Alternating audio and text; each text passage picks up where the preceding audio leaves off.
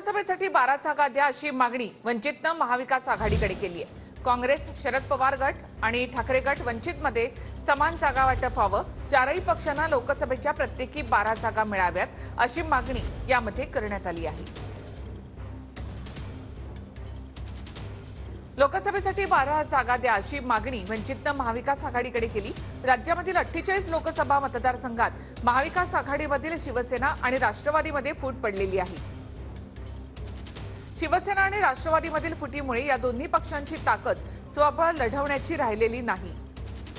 त्यामुळे महाविकास आघाडीने वंचित बहुजन आघाडीबरोबर प्रत्येकी 12 जागा वाटून घेण्याचं सूत्र ठरवावं। जागा वाटपाबाबत सूत्र ठरवण्यासाठी उगाच वेळकाढूपणा करू नये।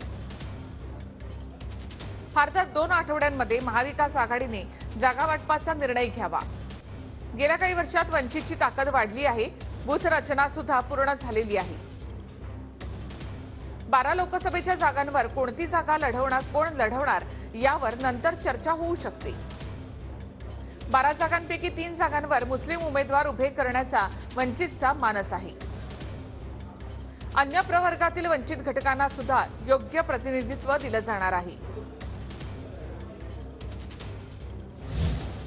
सीपी, आयएनसी आणि सेना हे 4 पक्ष एकत्र यायला मागत आहेत आणि लोकसभेच्या महाराष्ट्रातल्या एकूण ज्या 48 जागा आहेत त्याची समान विभागणी व्हावी आणि हा फॉर्म्युला स्वीकारून, म्हणजे प्रत्येकाला ह्याच्यामध्ये 12 सीट येतात, हा फॉर्म्युला स्वीकारून पुढे जावं ही आमची भूमिका आहे।